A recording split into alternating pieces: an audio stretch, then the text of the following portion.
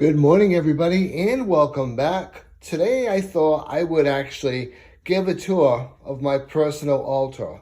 I've got two of them. This is going to be part one. I'm going to show you my main altar where I do most of my work and my daily readings, which actually I just finished the daily reading today. So let's get started. So we start off with these. This is actually my very special pen. You'll see a lot of silver on my altar because silver really resonates with me, as well as I'm sure it does with many other witches. But this is my silver pen. It's from Tiffany, but I utilize it when I'm writing in my books at home. I utilize it when I'm writing up spells and intentions. This is my daily pen, which I actually use primarily inside my books, as well as when I go to work. But this always stays on my altar as well. So this right here, you can call it a mini book of shadows, whatever you want to call it. But it's all about my daily observations. I have this thing where I always say the quote of the day, or makes the quote of the day. Whomever I'm with throughout the day, when I actually hear something that really registers with me, it makes it inside of this book. This goes with me everywhere, inside my backpack. And this is actually my primary book of shadows, which if you've seen my other video, which is a bit longer, it's all about what's inside of this book. So generally speaking, in my day-to-day travels, what makes it inside of this book will eventually make it inside of this book, in one of my quotes or whatever it might be. You can actually see on my altar, I've got a couple of different things. I always keep selenite on my altar. It keeps things cleansed. I put it on my book many a time when it's at rest. And obviously my crystal ball. I do utilize this for scrying, as well as these two smaller crystal balls. They really do help with scrying, and it's wonderful for me, as well as this one right here. And believe it or not, which you probably will believe, I utilize this for scrying. I do a lot of trade fairs in the summertime where I'm a reader and I offer products. And this was actually sold to me by a friend of mine who is actually also a vendor and a reader. He actually picked this out for me. It was exactly what I was looking for. So it made it to the altar, and I actually use this for scrying. As you can see, it's really wonderful for that.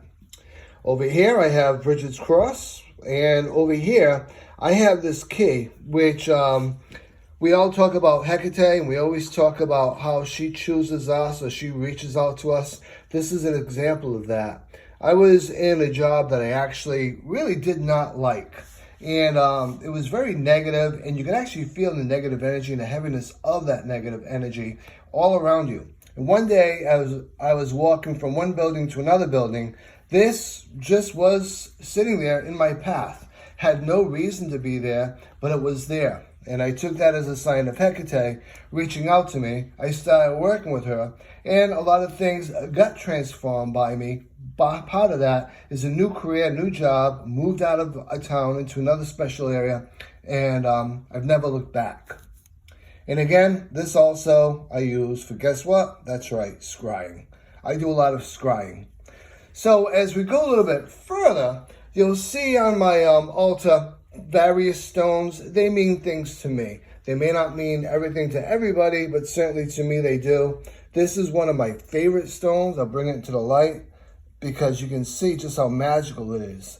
And at night, when I'm meditating or beginning to meditate, and before I scry, by the candlelight, I'll be just staring into the stone, and it's literally staring into the universe. And it actually helps me bond, and it actually helps me join into the universe with my subconscious mind. This right here, when we did the other video on my Book of Shadows, I showed you this wand. This is my wand. I obtained it from climbing Mount Washington. I've never looked back. I love this wand, and I'll never have another wand, obviously, because this just means too much to me, and it's so much infused with my energy.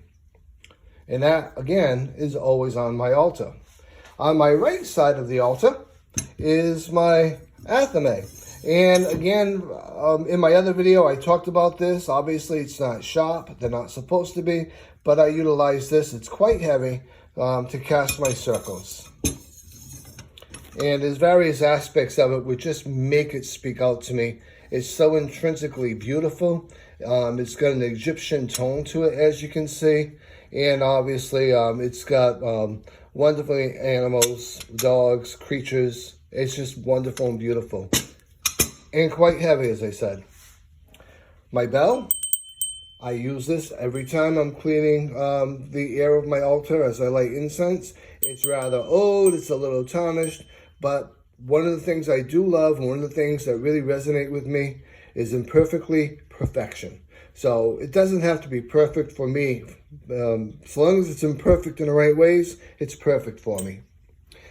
Same thing goes with this chalice.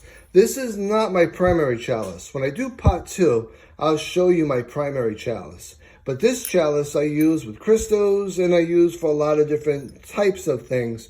But my cats do come up on my altar. I'm not that type of person that, like, you can't go on my altar. So that being said, I don't want them to break my other chalice, which when you do see it, you'll understand why.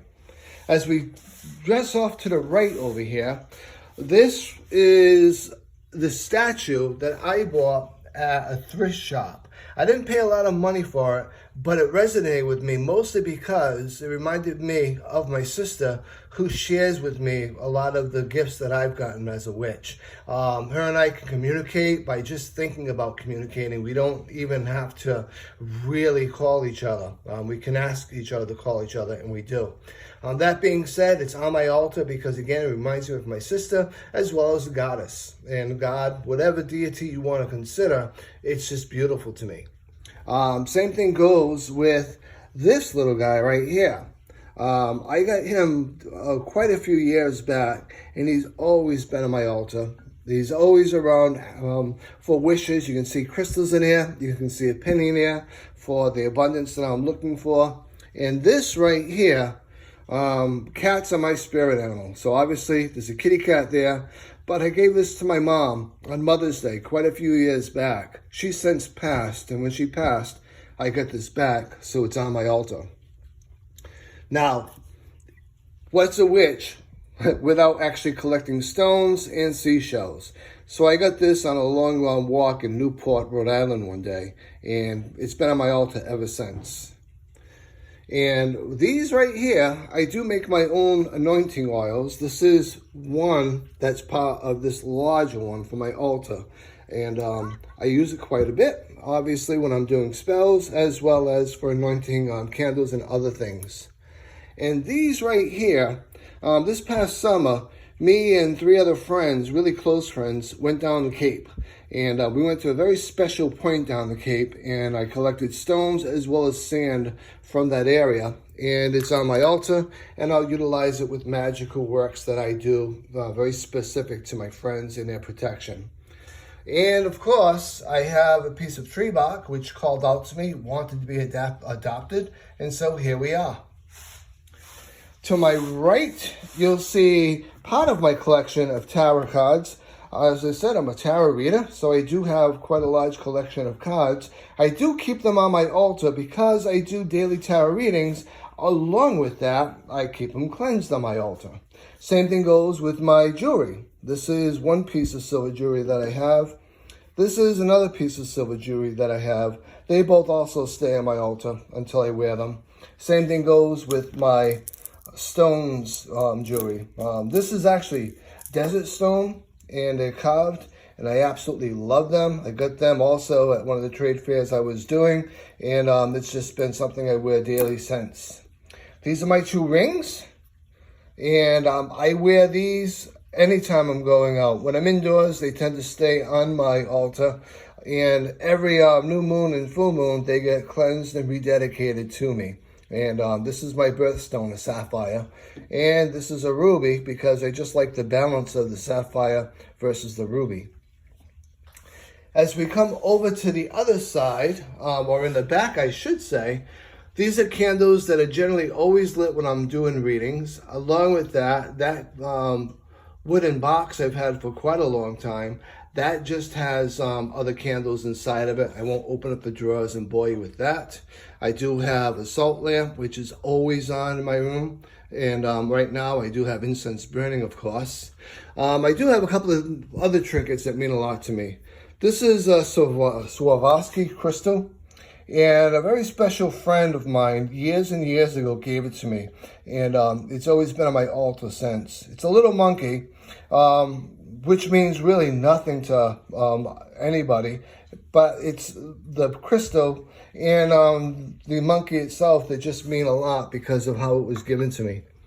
And obviously some other stones on my altar. And a duck because it came from my mom. This is one of my most favorite things. It's a little shadow box and it's a raven. I do love ravens and you'll see a lot of that throughout. On this side of the altar, again, my wand, some more stones, a nail that happened to cross my path, and so nails are for protection. Here it is. And this is my offering bowl, and this I collected out of my yard as well as those, so they're on my altar here. My incense burner, which I've had for a very long time, my mortar and pestle, which I've had for quite a long time as well, and of course my cauldron, right? And again, on my left side, some more tarot cards. This is actually my candle snuffer. I don't blow candles though. I've never done that. I'm not in the habit of doing it. If you do, that's fine. It's just not my thing. So I got this at an antique shop quite a long time ago. And so it's been on my altar ever since. This is my censer, which I do use to cleanse on the new moon, my whole house, as well as the surrounding area outside my house. This is my other statue of dedication, which is the triple goddess, Hecate, whichever you want to call her as. But you can see offerings on her, as well as in front of her, and she's my primary deity. This right here is, again, when I went down to Cape with my 3 friends that time.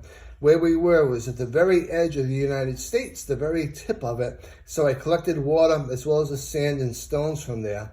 Each one of my friends got a bottle of water as well as a bottle of sand like I showed you on the other side. And all sealed up in the same manner as this is sealed to remind them of that day and to help them through hard times or emotional times, whatever they have, to bring them back to that day. And it does the same thing for me. And over here, of course, are a collection of stones that I've gotten through the years and through different places that I've traveled. They're in here until the day that I need them for a spell, and then I'll pick out the one I need for the spell and utilize it. Until then, it stays on my windowsill in the sun and in the moon.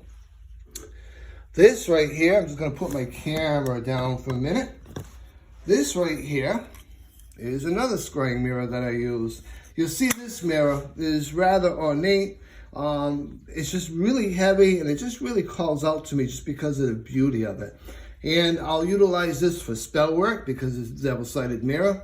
And I'll utilize it for any type of scrying that I might do.